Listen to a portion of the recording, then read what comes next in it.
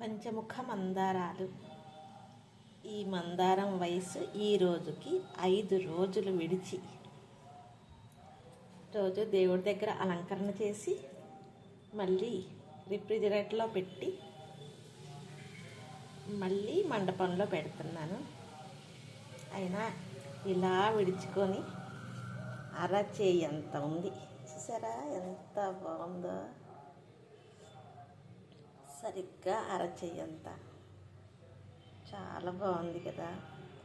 పంచముఖ మందారం అంటే పంచముఖాలు ఉంటాయి. 1 2 3 4 5. ఒక చిన్న కొమ్మ తెచ్చుకొని నీటిలో పెట్టి బతికించి నాటుకున్నాను. ఎన్ని పువ్వులు ఇచ్చిందో.